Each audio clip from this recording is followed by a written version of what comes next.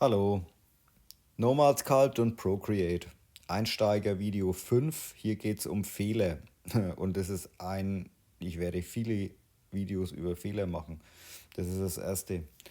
Und in den Videos geht es jetzt hauptsächlich um Nomad Sculpt. Okay, ich gehe mal in die App Nomad Sculpt.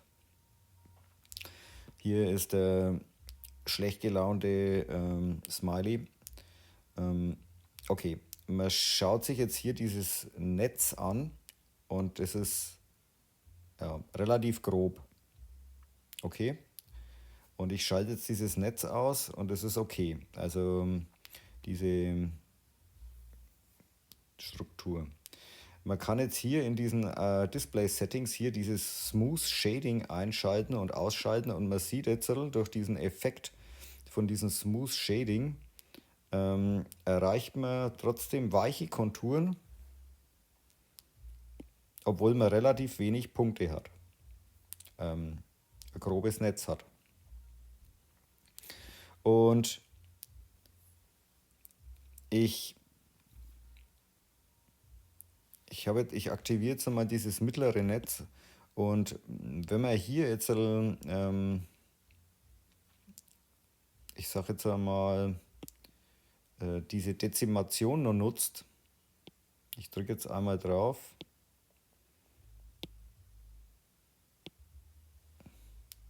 und ich schalte jetzt mal Wire aus und wir haben hier 1557 Punkte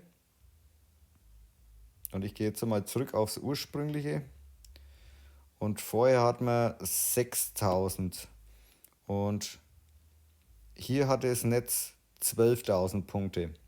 Also man sieht es oben in diesem hier.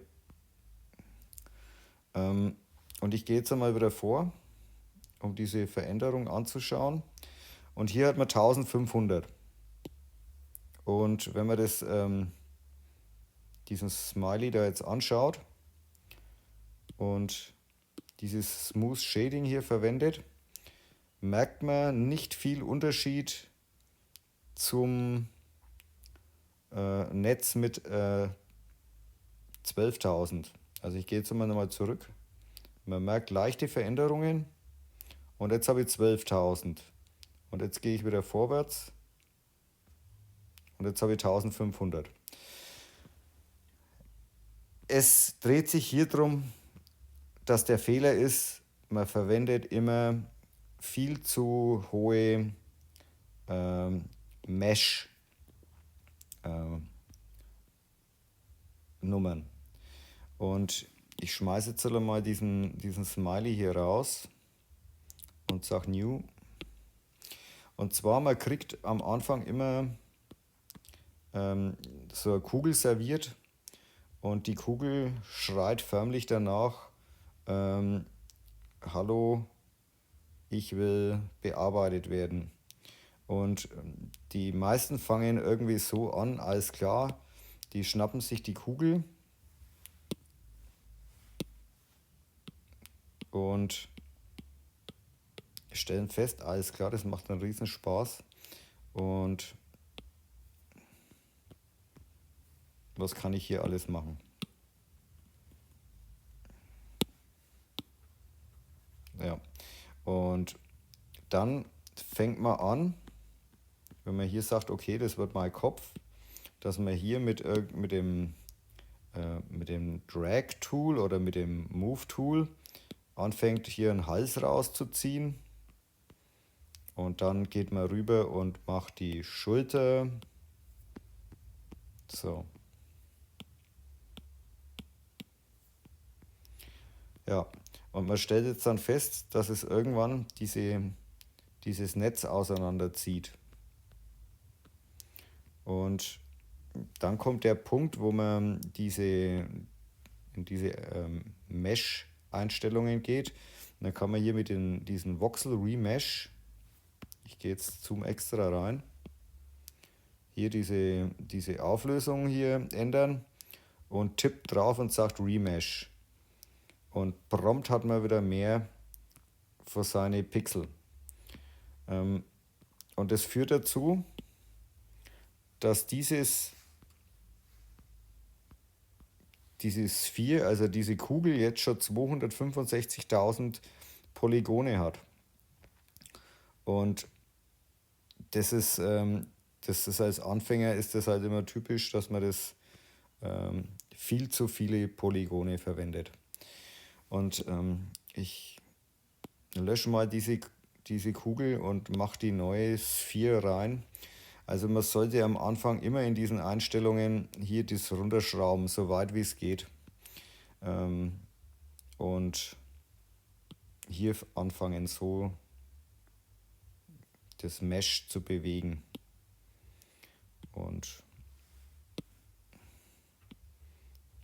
man hat hier, man nutzt es praktisch, man kann viel mehr Fläche bearbeiten und kommt schneller zum Ziel.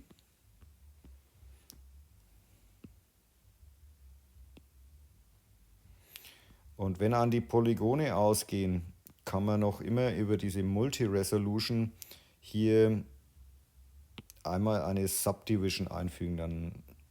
Dann verdoppelt sich diese Anzahl und jetzt kann man wieder weitermachen mit feineren Dingen.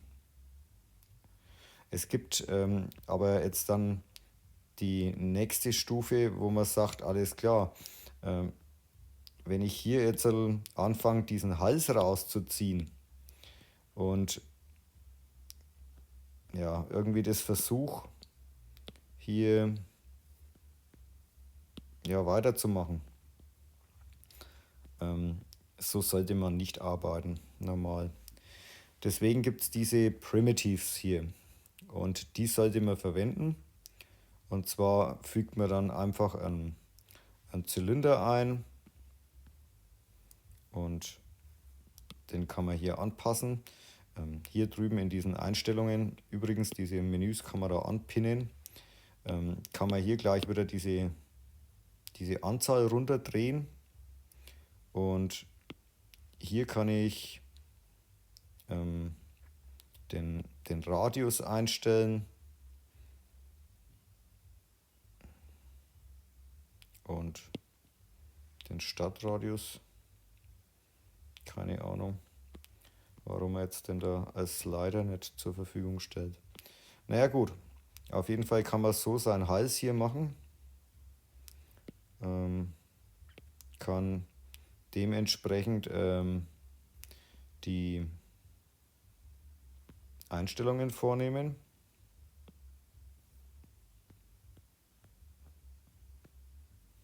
Und mit dem nächsten Objekt weitermachen.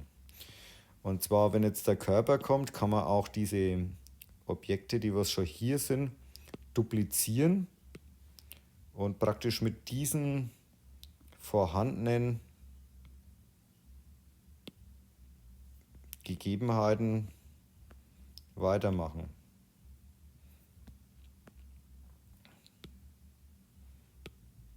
Manches schaut ja ähnlich aus.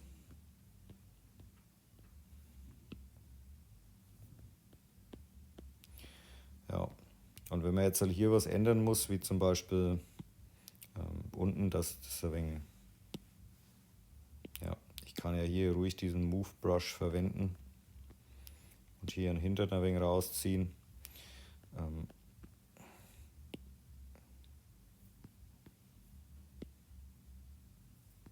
So.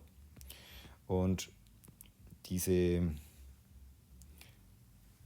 Objekte, wie gesagt, die kann man alle duplizieren, rüberziehen und dementsprechend anpassen.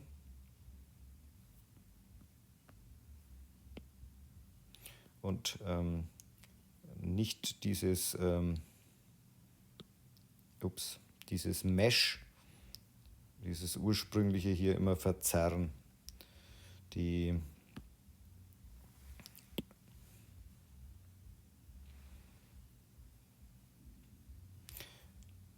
Für solche Arme oder sowas, da ist es, ich habe jetzt da diesen Hals genommen, aber den kann man wieder rausschmeißen.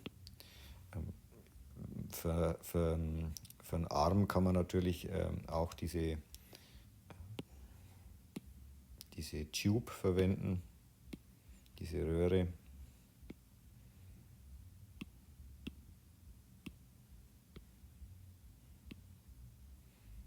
So, und die Einstellungen wieder runterdrehen, so wenig Dinger machen wie möglich. In dem Fall kann man hier oben dann den Radius einstellen. Man kann diesen Arm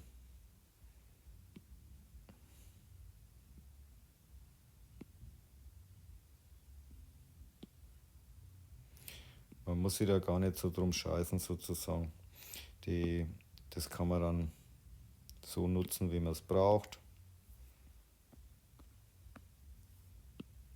Dementsprechend hier diesen Arm schon ein wenig anpassen. Und oben ist noch diese Spiegelfunktion.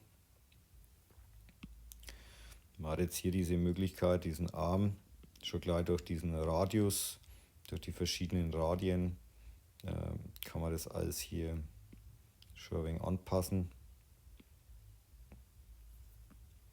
und kommt so langsam zur Figur.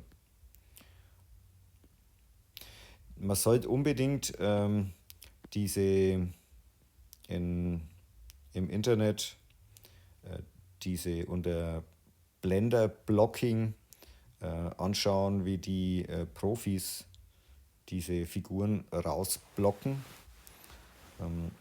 bevor man selber hier am Netz rumzerrt. Ja, das ist meines Erachtens ein wirklich schwerer Fehler, wenn man das nicht von Anfang an macht. Ich habe das leider auch schmerzlich lernen müssen. Also viel Spaß beim Sculpten. Ciao.